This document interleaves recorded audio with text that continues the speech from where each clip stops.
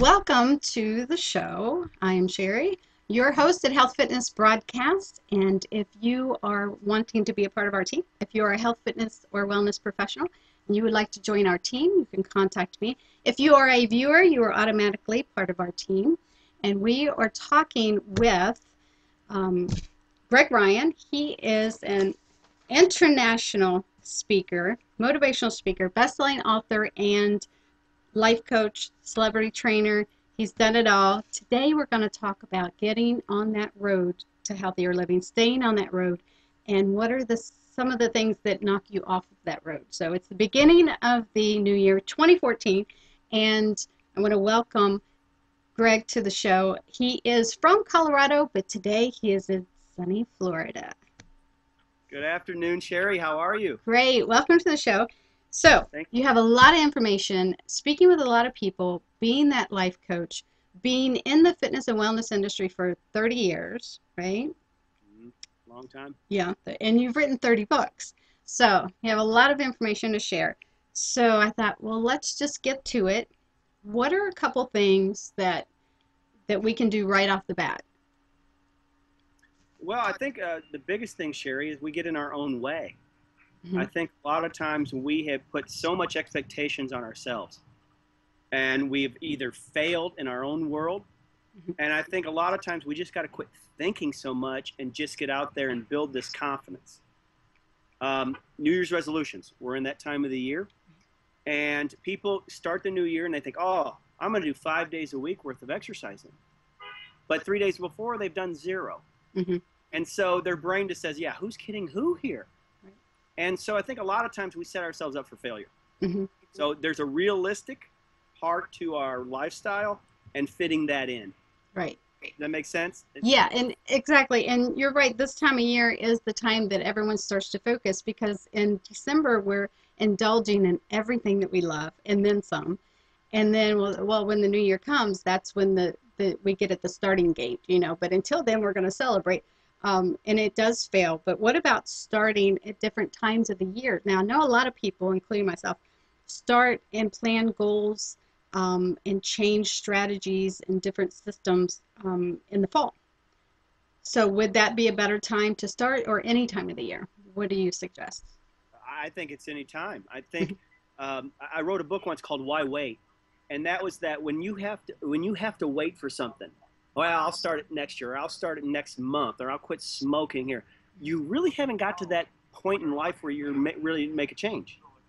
Now, I don't know if you're like me, but there are times where I got to get peeled back, and I got to go through some maybe struggles in order for me to say, let my pride go and say, I'm just going to do it. And I think a lot of times we don't get to that point. Let's face it, people exercise out of fear more than they do pleasure. There's a fear of loss. Men have a heart attack and they go, oh man, gosh, I got to go exercise. Yes. Women, I got muffin top, or whatever you want to call it. And that fear of losing something is greater than the fear of the pleasure of gaining something. Yes, you're right. So that there's no discrepancy on days there. So if that's January 1st, great. If it's July 1st, that's great too. What you mentioned, we get in our own way, and I've heard many people say different things like, well, I come from a family that we all have big bums, or that's the way that's the way our family is, so I'll never be able to get rid of that, and I'll never be able to be slim like my friend. So making those excuses, we do get in our own way. Well, that's the way it is. My family's big and I'll be big, and if God wanted me to be small, he would have made me small, but he did make us all small in the beginning, right? Right. Now, let me ask you something. Why do we compare? Because those words, I say them too, but in that situation, we're comparing. Right. And when we compare, we are setting ourselves up for failure, right? Right. I mean, it'll never be good enough. Right. It will never measure up. And we have come to a point in the world, and with exercise and everything, where we want to be accepted. And we will do things that we normally wouldn't do to be accepted.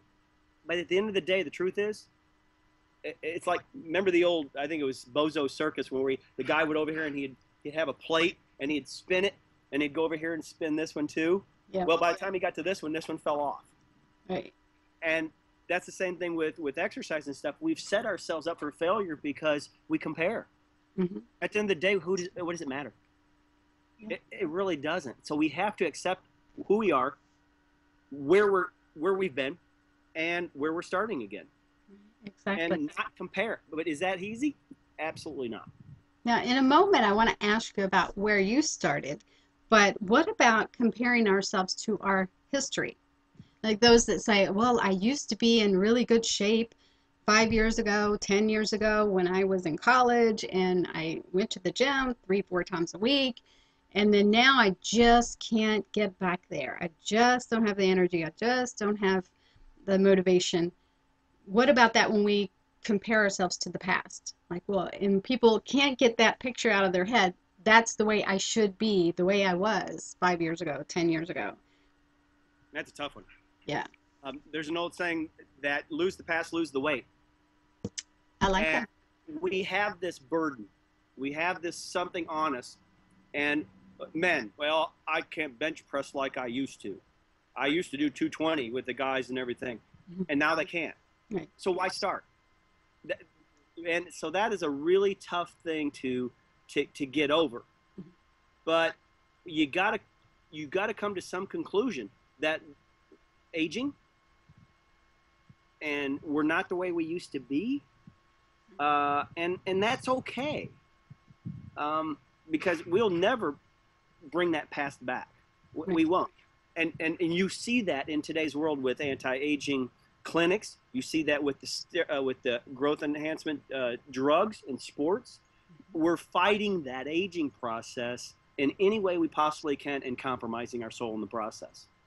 So acknowledging that we will not be that. On the other hand, what about letting that get in our way? Um, Meaning, well, I'll never get there. I am aging. I do have arthritic pain. I have gained weight. My metabolism is slower, so why try? You know, what about Yeah. those that are thinking that Well, along those terms? where did we lose the hope? Where did we lose the empowerment? Mhm. We live in a victim entitlement society a lot now. Generations are changing. I'll work after I get paid. If I get fired, if I show up for work late, that's okay. I'll get another job. Our society has changed, and in that process, we've lost hope. We've just lost that ability to dream again, and to say I matter. And you're talking to a guy that was my life. I was conditioned I did not matter. And so I lived with that for a very long period of time. So there's that acceptance. It goes back to that acceptance thing. Well, let me ask you about your upbringing. Now, you were adopted, and how old were you when you were adopted? A whole whopping 5 days old. Wow, wow. Yeah. So, Yeah. if you could tell us about that and how that influenced where you are today and your way of thinking and what you've accomplished in your not only career but your life. Oh man, you know better than to ask a motivational speaker that type of Share questions your about story. yourself. I had a very unique situation, Sherri. My mom and my adopted mom were sisters, and it just worked out where one family financially couldn't, another family was looking, and it was very close to home. I'm a little farm boy up in Michigan, and I was raised in the dirt. I was raised alone, and there's always good and bad that comes with that, but a very loving family. Unfortunately, my communication skills were off. I mean, I didn't have brothers and sisters to talk with. And over time, we tended to live in a bubble. And I also had autism. I had a form of autism that I didn't know about, and I also had full-blown attention deficit disorder. Oh, So through that, and through being on the farm and that lack of communication, I developed an attitude of I didn't matter. I developed an attitude I was not going to be accepted. I developed an attitude that I was dumb. But I also knew with the autism there was something that went with that had the ability to connect with people. And but I knew I wasn't the farm boy either. And that's where I went to college to be an architect. And I accidentally got lost in the basement of the dorm, and I walked into a rape room, and I must have had eyes like a big old deer. A kid in a toy store. In the toy store. Well, it wasn't that. I was scared. Oh, oh. And there was a guy that came up to me, and I remember this was like it was yesterday. And he put his hand on my back, and he says, "Would you like to work out with me?" And it was like I had never had somebody to say, basically, "I got your back." And with this exercise, I didn't have the belief system, but Al did. And I did it for him to start with. And then my confidence started growing and growing.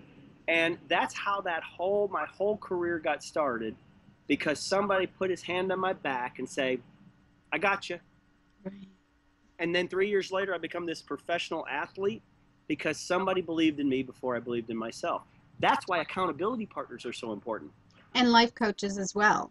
And because a life coach will believe in you when you're not sure about believing in yourself. Yeah, we need that guidance. Does it mean that we're dumb? Does it mean that we Right. don't know anything, or we're going to fail? No. It means that we just need a little bit of guidance. Right. And I've said this a million times. Every psychiatrist needs their own psychiatrist. Every life coach needs his own life coach. And every trainer needs his or her own trainer. Just because you're in the same field doesn't mean you can't benefit from having a mentor or coach. No. Sherri, if I could say this, whether my exercise, my life coaching, my career, everything I've done, one of the smartest things that I realized was that I didn't know everything. And I needed help. And I wanted to be like the people that were better than me. And so I was not afraid to ask for help. I was not afraid, even with my training and stuff like that, if I didn't know an answer, I'd tell them, "I'm sorry, ma'am, I don't know the answer, but I'll get it for you." And there's nothing wrong with asking for help. It doesn't mean that you're inadequate. Right. And So, accountability is really important. On that note, for those that are wanting to get motivated, and we've both heard this so many times from so many people, "I just can't get motivated."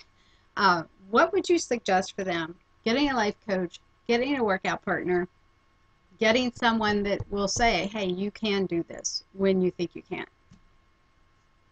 So what would be a quick step to take for those right here today, instead of thinking about it even longer? Tomorrow I'll call and see if I can find a trainer. Tomorrow I'll call my girlfriend and see if she wants to exercise. Tomorrow I will look into finding a life coach. What's something they can do today, really quick, that will kind of commit themselves to taking another step? The first thing is you got to have a plan to build a house. So a lot of times people will avoid writing down their goals, writing down their plan of action for a year. So the first thing you can do is take a little piece of paper and just write down the things that you want to try to accomplish. Most people don't do that because it is accountability. Yeah.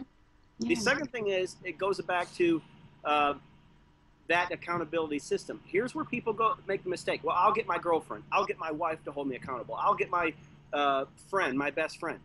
The problem with that is they mean well, but they don't tell you the truth. Right. And accountability is not a negative, bad word. It's just to hold me responsible for my goals. Right.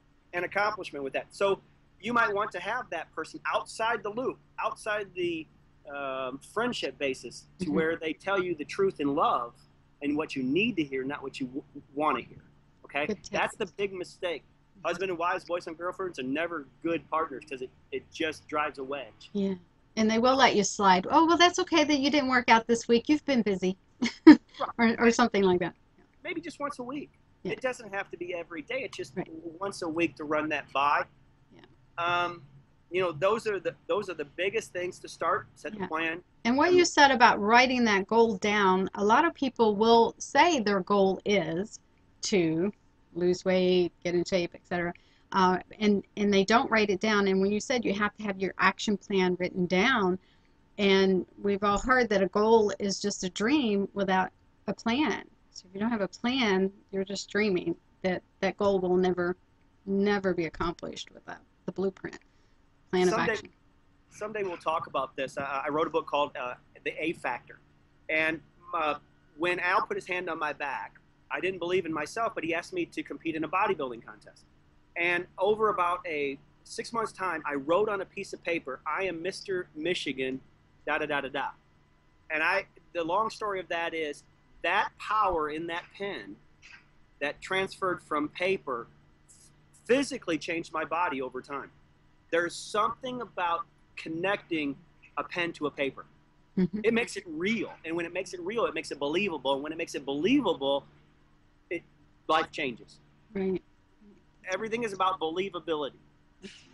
But it's accountability, it's raw. It's like you can't argue with the truth. And the truth is on that piece of paper.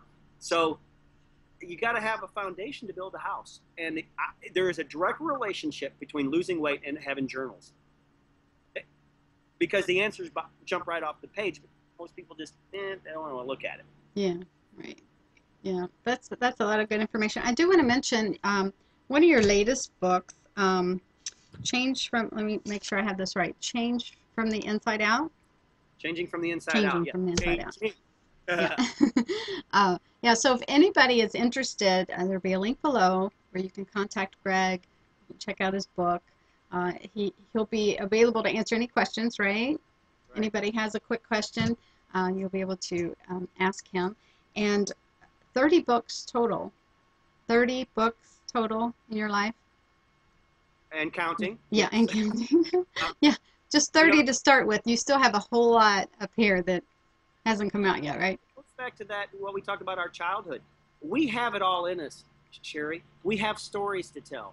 Mm-hmm. And all my books are just personal stories of how I had challenges and how I tried to overcome those. And so my encouragement is write your story, whether it's behavior or writing it. And I didn't plan on doing this, but it wasn't about me anymore. My purpose is about sharing a story, how I had struggles losing weight, my addictions to steroids, the adoption, whatever it might be.